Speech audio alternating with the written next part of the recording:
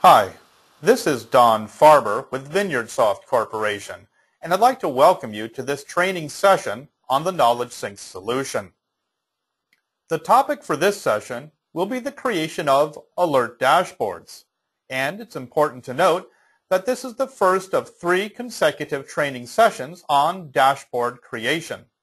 This session will address the preparatory steps you need to take in order to enable KnowledgeSync to create alert dashboards. Following this is a training session on the configuration of KnowledgeSync queries for dashboard creation, and finally is a training session on the configuration of the KnowledgeSync dashboard event itself.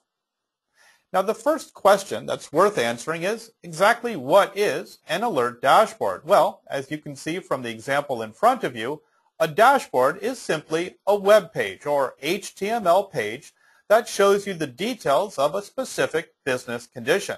In this case, our dashboard is showing us a list of client invoices that are overdue for payment. Now, there's no limit to the number of dashboards that you can create, or for that matter, the types of information that dashboards can report on. You might have one dashboard that shows overdue invoices, another dashboard that simply shows today's orders, and a third dashboard that shows a list of those inventory items that are approaching their reorder level. Now, as I said, this training session is to discuss the preparatory steps you need to take in order to enable KnowledgeSync to create alert dashboards. And the very first step that you need to take is to download something called the Dashboard Setup Kit from the VineyardSoft website.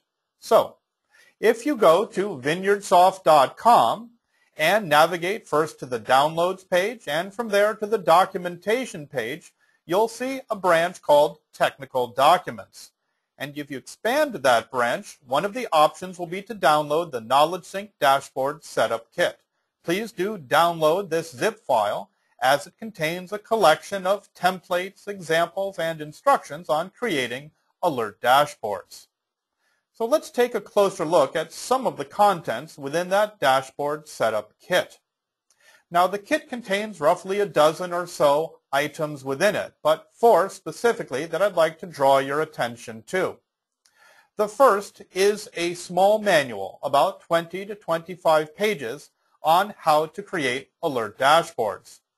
Along with that manual, however, there is also a training course in Microsoft PowerPoint format that walks you through step by step the dashboard creation process.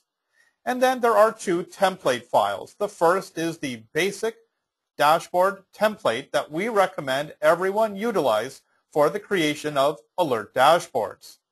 Finally, there is something called the Webcast tab template. Now, in the KnowledgeSync application, dashboards are referred to as webcasts. And so if you go into the configuration of an event, you will see right next to the email, fax, and pager tabs, a tab called Webcast, which is where you can define the appearance of a dashboard alert. We provide you with a pre-configured template for those dashboard alerts. This template controls such things as the font and point size to be used and other such characteristics. And we allow you to modify that template if you wish to do so. Now, 2 last steps that we need to consider for preparing for our dashboard alerts. The first of those is the identification of where we want KnowledgeSync to create the output dashboards that it creates, keeping in mind that dashboards are simply web pages or HTML files that KnowledgeSync creates. Now, when you install KnowledgeSync, KnowledgeSync has a number of subfolders that it installs, and you can see them listed here on the left-hand side of my window. One of these folders is referred to as the Webcaster folder. And we recommend that by default, all dashboards that are created beneath the Webcaster folder. That's not a requirement, simply a suggestion from VineyardSoft.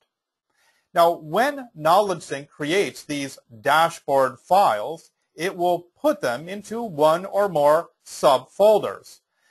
Now, in many cases, you're going to have some dashboards that are accessible to everyone, and so you might wish to have one dashboard folder called something like General, as it can contain all of those dashboards that are accessible to everyone within your organization.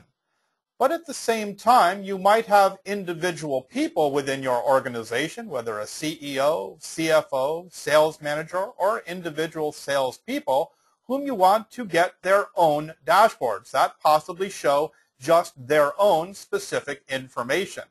And so you'll notice in my case, I have individual folders here called according to people's names, whether it's last name or first name and last name.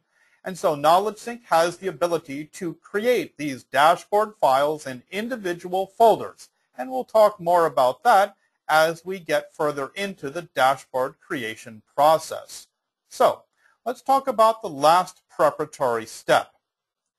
That step is done in the KnowledgeSync Administrator module. And so we're going to bring up the Administrator window. And in the Administrator, you'll see a branch called Software Setup. The very last option within that Software Setup branch is called Webcast Locations. Again, keep in mind, in the KnowledgeSync application, dashboards are created through a function called webcasting. Now, we recommend that you set up at least one webcast location. That one location must have a description of default in all caps, as you see I've done it here. This tells KnowledgeSync that every dashboard that's going to be created is by default going to use this particular location or template. You'll also have the ability to create additional locations or templates, but again, start out just by creating the one called default.